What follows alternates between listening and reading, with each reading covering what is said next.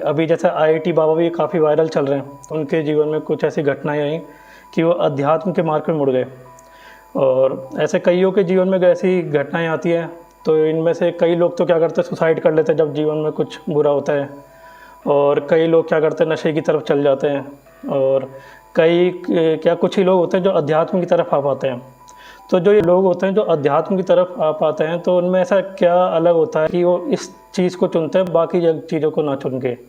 ये जो खेल है बड़ा वो है। सबसे पहली बात तो ये होती है कि मेरे को, जैसे आपने बताया, तो मैं 17 साल पहले जो है हम भी व्यापार करते थे।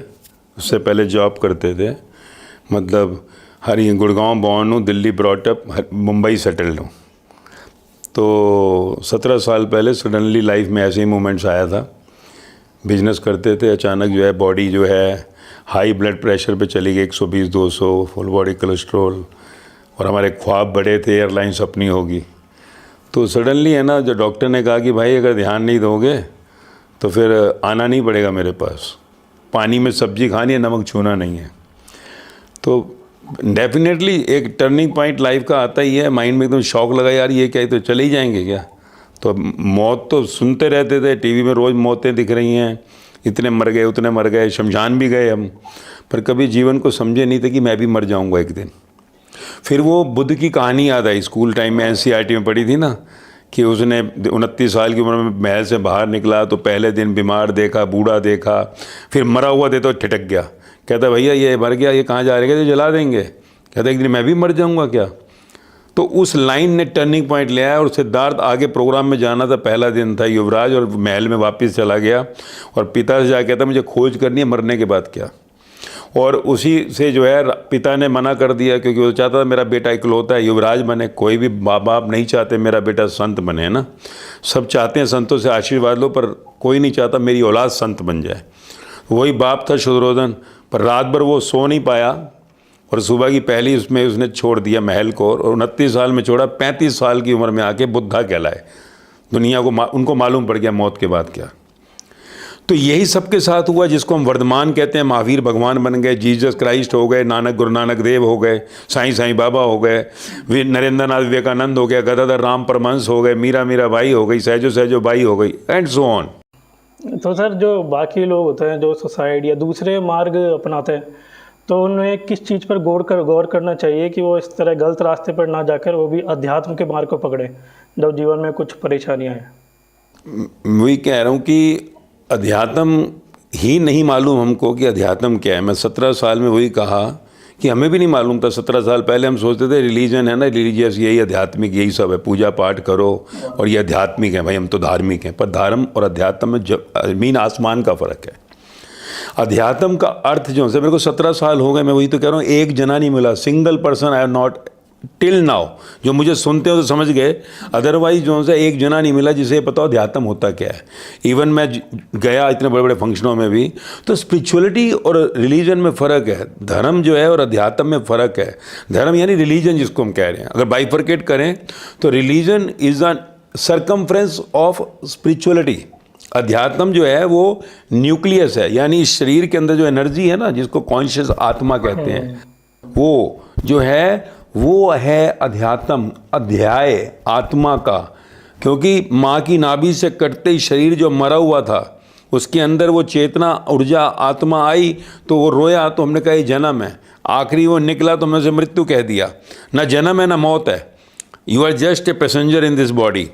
और उस आत्मा का इस शरीर में आना कि आज ये राजेश कुमार हुआ, ये शिवा हुए, ये खेल क्यों हो रहा है, क्यों जीवन के अंदर एकदम अध्यात्म की प्यास लगी, ये सब जो है जिसको हम डेस्टिनी कहते हैं, प्रारब्ध, भाग्य कहते हैं, नसीब, लक कहते हैं। वो जब माँ की नाभि से कट के बॉडी आई, उसमें साथ में जब आत्मा वो एनर्जी आई तो उसके साथ चिप भी लग गई, चिप जिसको भाग्य कहते हैं। कि माँ के गर्भ से 9 महीने में भिखारी के यहाँ कोई पैदा हो रहा है, कोई शाहूकार के यहाँ, कोई जो है चपड़ासी है, कोई मिनिस्टर के यहाँ पैदा हो रहा है, और अंत में शमशान में जाकर वही मिट्टी हो जाते हैं।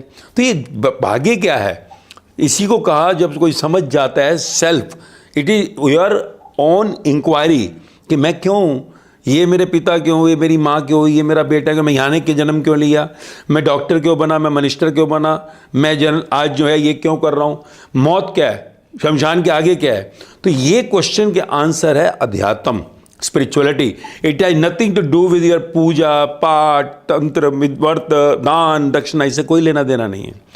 That is circumference, religion. अगर रिलीजन ना होती न्यूक्लियस तक पहुंचते ही नहीं. अगर मंदिर गुरुद्वारे मस्जिद चर्च ना होते तो आप कभी सोचते नहीं यार ये कौन है. सो उन्होंने जिन्होंने जाना, जिन्होंने अनुभव किया, उन्होंने वही बताया.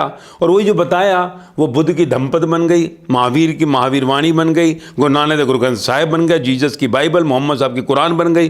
पुराने यही उपनिषद हैं, यही गीता है. तो कहने का क्या अर्थ है, हमने भी पूजा पाठ 365 दिन करने वाले थे 17 साल पहले. जीवन का जब वो अनुभव हुआ, जब खोज करने गए 9 दिन के लिए, यार ये मरी जाएंगे, ज़िंदगी क्या है भाई, ये मौत क्या है, आगे क्या है, ये क्या किसके लिए हम करें, अपनी एयरलाइंस होगी. तो फिर वो जो सेल्फ इंक्वायरी के लिए गए, 4 दिन के लिए गया था, एक्सटेंडेड टू 9 डेज, 9 दिन विद इन मी अंदर ही थे.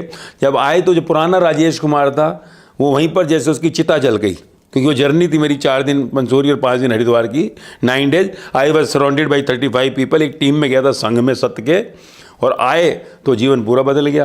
तो अध्यात्म का अर्थ है स्वयं को जानना. जन्म क्या है, मौत क्या है, ये क्या मेरी माँ, ये क्यों मेरा पिता, क्यों ये मेरी पत्नी हुई, क्यों ये बच्चे, मैं डॉक्टर कैसे बना, मैं जर्नलिस्ट कैसे बना, मैं मिनिस्टर कैसे बना.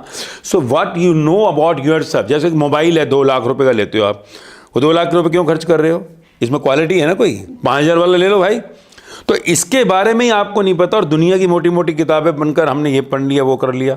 सो दैट इज अध्यात्म. Spirituality is the inquiry of your real face, and religion is the circumference. क्योंकि अगर मंदिर में जाते ही नहीं तो पता कैसे लगता है कृष्ण भगवान गीता में क्या कह रहे हैं, यार मैं मेरा क्या करता है, क्या लाया था क्या ले जाएगा, जो आज तेरा है कल किसी और का था, कल किसी और का हो जाएगा. इसलिए हे अर्जुन, जो हुआ अच्छा हुआ, और जो हो रहा अच्छा और जो होगा अच्छा ही होगा.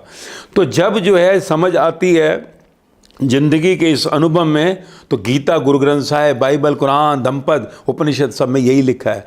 तो यही मेरे साथ हुआ, मेरा अनुभव हुआ. तो अध्यात्म क्या है, स्वयं को जानना.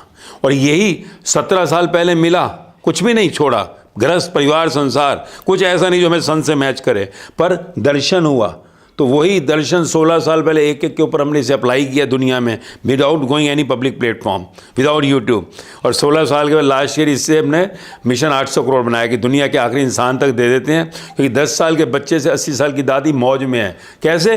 सिर्फ ज्ञान, वाणी, जो मेरा लेक्चर है, मेरे प्राण है, मेरा अनुभव है. आप जो लाइन कहोगे, before coming to public platform more than 4,000 lecture on record, मेरा अनुभव है. और मेरा अनुभव दुनिया के हर ग्रंथ से मिलेगा. और आज मेरे साथ 10 साल के बच्चे से 80 साल की दादी, 4 जनरेशन मौज में नाच रहे हैं, खुश हैं, मौज है. तो ये अध्यात्म है. पहले तो ये समझने, adhyatma means to know about your self, and religion is the outside what we are doing. All puja path वो करते हुए, पर न्यूक्लियस तक पहुंचना है. तो जीवन खुशहाल हो जाता है जब आपको समझ आता है ज़िंदगी क्या है यार.